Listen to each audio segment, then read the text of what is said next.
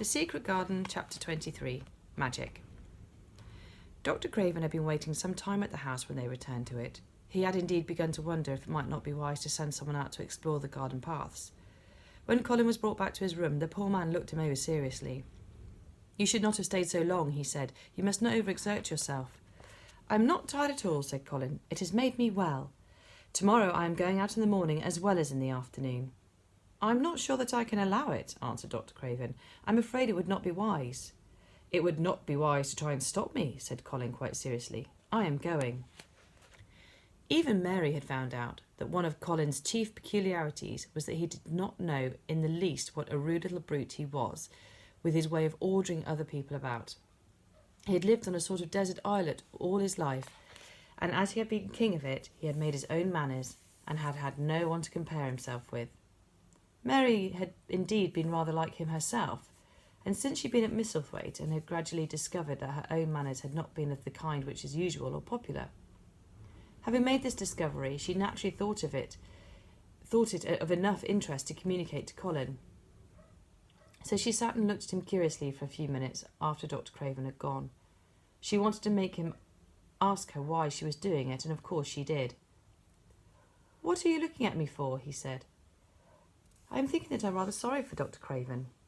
"So am I," said Colin calmly, but not without an air of some satisfaction. "He won't get Misselthwaite at all now I'm not going to die." "I'm sorry for him because of that, of course," said Mary. "But I was thinking just then that it must have been very horrid to have had to be polite for 10 years to a boy who was always rude. I would never have done it." "Am I rude?" Colin inquired undisturbedly. "If you had been his own boy, and he had been a slapping sort of man," said Mary, "he would have slapped you." "But he daren't," said Colin. "No, he daren't," answered Mistress Mary, thinking the thing out quite without prejudice. "Nobody ever dared to do anything you didn't like, because you were going to die and things like that. You were such a poor thing." "But," announced Colin stubbornly, "I am not going to be a poor thing. I won't let people think I'm one. I stood on my feet this afternoon." "It is always having your own way that has made you so queer," Mary went on, thinking aloud. Colin turned his head, frowning. "Am I queer?" he demanded. "Yes," answered Mary, "very. But you needn't be cross," she added impartially, "because so am I queer, and so is Ben Weatherstaff. But I am not as queer as I was before I began to like people and before I found the garden." "I don't want to be queer," said Colin. "I'm not going to be," and he frowned again with determination. He was a very proud boy. He lay thinking for a while, and then Mary saw his beautiful smile begin, and gradually his whole face changed. "I shall stop being queer," he said, "if I go every day to the garden. There is magic in there, good magic, you know, Mary. I'm sure there is." "So am I," said Mary. "Even if it isn't real magic," Colin said, "we can pretend it is. Something is there, something." "It's magic," said Mary, "but not black. It's as white as snow."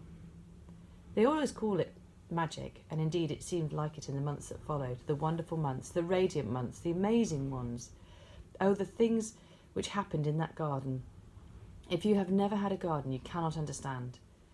And if you have had a garden, you will know that it would take a whole book to describe all that came to pass there. At first it seemed that green things would never cease pushing their way through the earth, in the grass, in the beds, even in the crevices of the walls.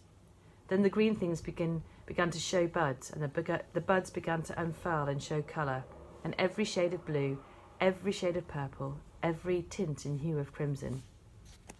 In its happy days, flowers had been tucked away into every inch and hole and corner. Ben Weatherstaff had seen it done, and had himself scraped out mortar from between the bricks of the wall and made pockets of earth for lovely clinging things to grow on.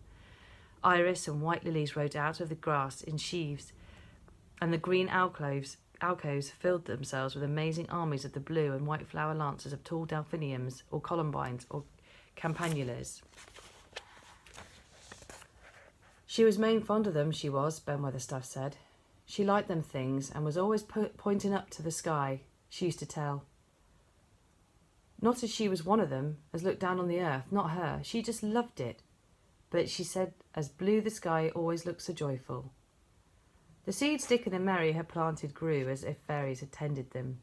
Satiny poppins of all tints danced in the breeze by the score, gaily defying flowers which had lived in the garden for years, and which it might be confessed seemed rather to wonder how such new people had got there. And the roses, rising out of the grass, tangled round the sundial, wreathing the tree trunks and hanging from their branches, climbing up the walls and spreading over them with long garlands falling in cascades.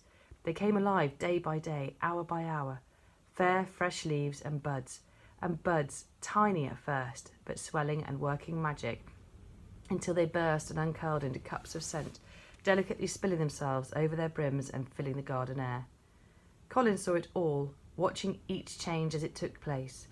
Every morning he was brought out, and every hour of each day, when it didn't rain, he spent in the garden. Even grey days pleased him. He would lie on the grass, watching things grow, he said. If you watched long enough, he declared, you could see buds unsheath themselves. You could also make the acquaintance of strange, busy insect things running about on various unknown but evidently serious errands, sometimes carrying tiny scraps of straw or feather or food, or climbing blades of grass as if they were trees from whose tops one could look out to explore the country. A mole throwing up its mound at the end of its burrow and making its way out at last with a long-nailed paws, which looked so like elfish hands, had absorbed him one morning. Ants' ways, beetles' ways, bees' ways, frogs' ways, birds' ways, plants' ways, gave him a new world to explore, and when Dickon revealed them all and added foxes' ways, otters' ways, ferrets' ways, squirrels' ways, and trouts and water rats and badgers' ways, there was no end to the things to talk about and think over. And this was not the half of the magic. The fact that he had really once stood on his feet had set Colin thinking tremendously, and when Mary told him of the spell she had worked, he was excited and approved of it greatly. He talked of it constantly. Of course, there must be lots of magic in the world, he said wisely one day, but people don't know what it is like or how to make it. Perhaps the beginning is just to say nice things are going to happen until you make them happen. I'm going to try an experiment. The next morning, when they went to the secret garden, he sent at once for Ben Weatherstaff. Ben came as quickly as he could and found the Rajah standing on his feet under a tree, looking very grand, but also beautifully smiling. "Good morning, Ben Weatherstaff," he said. "I want you and Dickon and Miss Mary to stand in a row and listen to me, because I'm going to tell you something very important." "Aye, aye, sir," answered Ben Weatherstaff, touching his forehead. One of the long-concealed charms of Ben Weatherstaff was that in his boyhood he had once run away to sea and made voyages, so he could reply like a sailor. "I am going to try a scientific experiment," explained the Rajah. "When I grow up, I'm going to make great scientific discoveries, and I'm going to begin now with this experiment." "Aye, aye, sir," said Ben Weatherstaff promptly, though this was the first time he had heard of great scientific discoveries. It was the first time Mary had heard of them either, but even at this stage she began to realise that, queer as he was, Colin had read about a great many singular things and was somehow a very convincing sort of boy. When he held up his head and fixed his strange eyes on you, it seemed as if you believed him almost in spite of yourself, though he was only 10 years old, going on 11. At this moment he was especially convincing because he suddenly felt the fascination of actually making a sort of speech like a grown-up person. "The great scientific discoveries I am going to make," he went on, "will be about magic. Magic is a great thing, and scarcely anyone knows anything about it except a few people in old books, and Mary a little, because she was born in India, where there are fakirs. I believe Dickon knows some magic, but perhaps he doesn't know he knows it. He charms animals and people. I would never have let him come to see me if he had not been an animal charmer, which is a boy charmer too, because a boy is an animal. I am sure there is magic in everything, only we have not sense enough to get hold of it and make it do things for us, like electricity and horses and steam." This sounded so imposing that Ben Weatherstaff became quite excited, and he could not keep still. "Aye, aye, sir," he said, and began to stand up quite straight. "When Mary found this garden, it looked quite dead," the orator proceeded, "and then something began pushing things up out of the soil and making things out of nothing. One day things weren't there, and another they were. I have never watched things before, and it made me feel very curious. Scientific people are always curious, and I am going to be scientific. I keep saying to myself, what is it? What is it? It's something. It can't be nothing. I don't know its name, so I call it magic. I have never seen the sunrise, but Mary and Dickon have, and from what they tell me, I'm sure that is magic too. Something pushes it up and draws it. Sometimes since I've been in the garden, I've looked up through the trees at the sky, and I have a strange feeling of being happy, as if something were pushing and drawing in my chest and making me breathe fast. Magic is always pushing and drawing and making things out of nothing. Everything is made out of magic. leaves and trees, flowers and birds, badgers and foxes and squirrels and people. So it must be all around us, in this garden, in all the places. The magic is in this garden, has made me stand up and know I'm going to live to be a man. I'm going to make the scientific experiment of trying to get some and put it in myself and make it push and draw me and make me strong. I don't know how to do it, but I think that if you keep thinking about it and calling it, perhaps it will come. Perhaps it is the first baby way to get it. When I was going to try and stand that first time, Mary kept saying to herself as fast as she could, "You can do it, you can do it," and I did. I had to try myself at the same time, of course, but her magic helped me, and so did Dickens. Every morning and evening, and as often in the daytime as I can remember, I'm going to say, "Magic is in me, magic is making me well. I'm going to be as strong as Dickon, and you must all do it too. That is my experiment. Will you help, Ben Weatherstaff?" "Aye, aye, sir," said Ben Weatherstaff. "Aye, aye." If you keep doing it every day as regularly as soldiers go through drill, we shall see what happens and find out if the experiment succeeds. You learn things by saying them over and over and thinking about them until they stay in your mind forever, and I think it will be the same with magic. If you keep calling it to come to you and help you, it will get to be part of you and it will stay and do things. I once heard an officer in India tell my mother that there were fakirs who said words over and over thousands of times, said Mary. I've heard Jem Fettleworth's wife say the same thing over thousands of times, calling Jem a drunken brute, said Ben Weatherstaff dryly. "So it always comes to that, I'm sure. He gave a good hiding and went to the Blue Lion and got as drunk as a lord." Colin drew his eyebrows together and thought for a few minutes. Then he cheered up. "Well," he said, "you see, something did come of it. She used the wrong magic until she made him beat her. If she'd used the right magic and had said something nice, perhaps he wouldn't have got as drunk as a lord, and perhaps he might have bought her a new bonnet." Ben Weatherstaff chuckled, and there was shrewd admiration in his little old eyes. "Thou'rt a clever lad, as well as a straight-legged one, Mr. Colin," he said. "Next time I see Bess Fettleworth, I'll give her a bit of a hint of what magic will do for her. She'd be rare and pleased if this special experiment worked, and so would Jem." Dickon stood listening to the lecture, his round eyes shining with curious delight. Nut and shell were on his shoulders, and he held a long-eared white rabbit in his arm, and stroked it softly while it laid its ears along its back and enjoyed itself. "Do you think the experiment will work?" Colin asked him, wondering what he was thinking. He so often wondered what Dickon was thinking when he saw him looking at him or one of his creatures with his happy wide smile. He smiled now, and his smile was wider than usual. "Aye," he said, "that I do. It'll work the same as the seeds do when the sun shines on 'em. It'll work for sure. Shall us begin it now?" Colin was delighted, and so was Mary. Fired by recollections of fakirs and devotees and illustrations, Colin suggested they should all sit cross-legged under a tree, which made a canopy. "It will be like sitting in a sort of temple," said Colin. "I'm rather tired and I want to sit down." "Eh," said Dickon. "They mustn't begin saying they're tired. That might spoil the magic." Colin turned and looked at him, into his innocent round eyes. "That's true," he said slowly. "I must only think of the magic." It all seemed most majestic and mysterious when they sat down in their circle. Ben Weatherstaff felt as if he had somehow been led into appearing at a prayer meeting. Ordinarily he was very fixed in being what he called age in prayer meetings, but this being the Rajah's affair, he did not resent it, and was indeed inclined to be gratified at being called upon to assist. Mistress Mary felt so solemnly enraptured.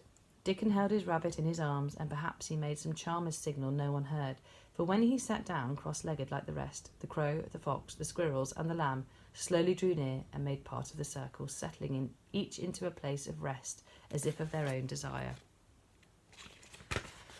"The creatures have come," said Colin gravely. "They want to help us." Colin really looked quite beautiful, Mary thought. He held his head high as if he felt like a sort of priest, and his strange eyes had a wonderful look in them. The light shone on him through the canopy. "Now we will begin," he said. "Shall we sway backwards and forwards, Mary, as if we were dervishes?" "I cannot do swaying backward and forward," said Ben Weatherstaff. "I've got the rheumatics." "The magic will take them away," said Colin in a high priest tone. "But we won't sway until it's done. We will only chant." "I cannot do no chanting," said Ben Weatherstaff a trifle testily. "They turned me out the church choir the first time I tried it." No one smiled. They were all too much in earnest. Colin's face was not even crossed by a shadow. He was thinking only of the magic. "Then I will chant," he said, and he began looking like a strange boy spirit. "The sun is shining, the sun is shining. That is the magic. The flowers are growing, the roots are stirring. That is the magic. Being alive is the magic. Being strong is the magic. The magic is in me. The magic is in me. It is in me. It is in me. It is in every one of us.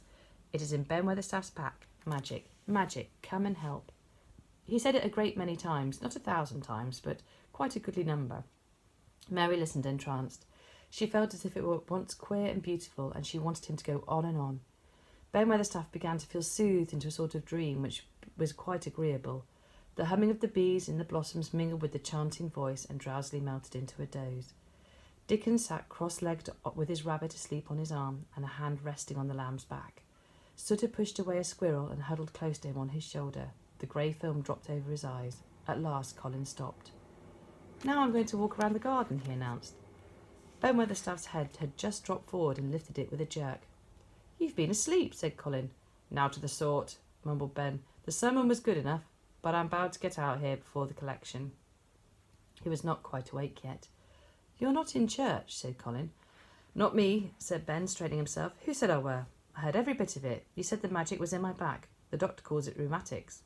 The Rajah waved his hand. "That was the wrong magic," he said. "You will never get better. You have my permission to go to your work, but come back tomorrow." "I'd like to walk around the garden," grunted Ben. It was not an unfriendly grunt, but it was a grunt. In fact, being a stubborn old party and not having entire faith in magic, he made up his mind that if he was sent away, he would climb his ladder and look over the wall so that he might be ready to hobble back if there were any stumbling. The Rajah did not object to his staying, so the procession was formed. It really did look like a procession. Colin was at its head with Dickon on one side and Mary on the other. Ben Weatherstaff walked behind and the creatures trailed after them, the lamb and the fox cub keeping close to Dickon, the white rabbit hopping along or stopping to nibble, and Soot following with the solemnity of a person who felt himself in charge. It was a procession which moved slowly but with dignity. Every few yards it stopped to rest. Colin leaned on Dickon's arm, and privately Ben Weatherstaff kept a sharp lookout, but now and then Colin took his hand from its support and walked a few steps alone. His head was held up the whole time, and he looked very grand. "The magic is in me," he kept saying. "The magic is making me strong. I can feel it. I can feel it." It seemed very certain that something was upholding and uplifting him. He sat on the seats in the alcoves, and once or twice he sat down on the grass, and several times he paused in the path and leaned on Dickon, but he would not give up until he had gone all around the garden. When he returned to the canopy tree, his cheeks were flushed and he looked triumphant. "I did it! The magic worked!" he cried. "That is my first scientific discovery." "What will Dr. Craven say?" broke out Mary. "He won't say anything," Colin answered, "because he will not be told. This is to be the biggest secret of all. No one is to know anything about it until I have grown so strong that I can walk and run like any other boy. I shall come here every day in my chair, and I shall be taken back in it. I won't have people whispering and asking questions, and I won't let my father hear about it until the experiment has quite succeeded. Then sometime when he comes back to Misselthwaite, I shall just walk into a study and say, 'Here I am. I am like any other boy. I am quite well, and I shall live to be a man. It has been done by a scientific experiment.'" "He will think he is in a dream," cried Mary. "He won't believe his eyes." Colin flushed triumphantly. He had made himself believe that he was going to get well, which was really more than half the battle if he'd been aware of it. And the thought which stimulated him more than any other was this imagining what his father would look like when he saw that he had a son who was as straight and strong as other fathers' sons. One of his darkest miseries in the unhealthy, morbid past days had been his hatred of being a sickly, weak-backed boy whose father was afraid to look at him. "He'll be obliged to believe them," he said. "One of the things I am going to do after the magic works, and before I begin to make a scientific discovery, is to be an athlete." "We shall have to take him to boxing in a week or so," said Ben Weatherstaff. "That'll end with the winning of the belt and being champion prize fighter of all England." Colin fixed his eyes on him sternly. "Weatherstaff," he said, "that is respectable. You must not take liberties because you are in the secret. However much the magic works, I shall not be a prize fighter. I shall be a scientific discoverer." "Oh, ax pardon, sir," answered Ben, touching his forehead in salute. "I ought to have ceded. It wasn't a joking matter." But his eyes were twinkled, and secretly he was immensely pleased. He really did not mind being snubbed, since the snubbing meant that the lad was gaining strength and spirit.